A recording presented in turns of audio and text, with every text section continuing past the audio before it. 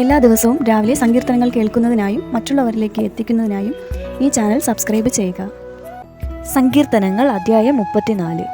ഞാൻ യഹോവയെ എല്ലാ കാലത്തും വാഴ്ത്തും. അവൻ്റെ സ്തുതി എപ്പോഴും എൻ്റെ നാവിന്മേലിരിക്കും.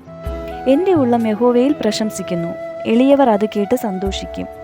എന്നോട് ചേർന്ന് യഹോവയെ മഹിമപ്പെടുത്തുവിൻ. നാം ഒന്നിച്ച് അവൻ്റെ നാമത്തെ ഉയർത്തുക. ഞാൻ യഹോവയോട് അപേക്ഷിച്ചു, അവൻ എനിക്ക് ഉത്തരമരുളി. എൻ്റെ സകല ഭയങ്ങളിൽ നിന്നും എന്നെ വിടുവിച്ചു. അവങ്കിലേക്ക് നോക്കിയവർ പ്രകാശിതരായി, അവരുടെ മുഖം ലജ്ജിച്ചു പോയതുമില്ല. ഈ എളിയവൻ നിലവിളിച്ചു, യഹോവ കേട്ടു. അവൻ്റെ സകല കഷ്ടങ്ങളിൽ നിന്നും അവനെ രക്ഷിച്ചു. യഹോവയുടെ ദൂതൻ അവൻ്റെ ഭക്തന്മാരുടെ ചുറ്റും പാളയമിറങ്ങി അവരെ വിടുവിക്കുന്നു. യഹോവ നല്ലവൻ എന്ന് രുചിച്ചറിവിൻ. അവനെ ശരണം പ്രാപിക്കുന്ന പുരുഷൻ ഭാഗ്യവാൻ. യഹോവയുടെ വിശുദ്ധന്മാരെ, അവനെ ഭയപ്പെടുവിൻ. അവൻ്റെ ഭക്തന്മാർക്ക് ഒന്നിനും മുട്ടില്ലല്ലോ. ബാലസിംഹങ്ങളും ഇരകിട്ടാതെ വിശന്നിരിക്കും.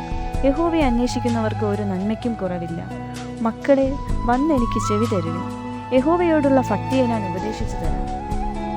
ജീവനെ ആഗ്രഹിക്കുകയും നന്മ കാണേണ്ടതിന് ദീർഘായുസ്സ് ഇച്ഛിക്കുകയും ചെയ്യുന്നവനാർ.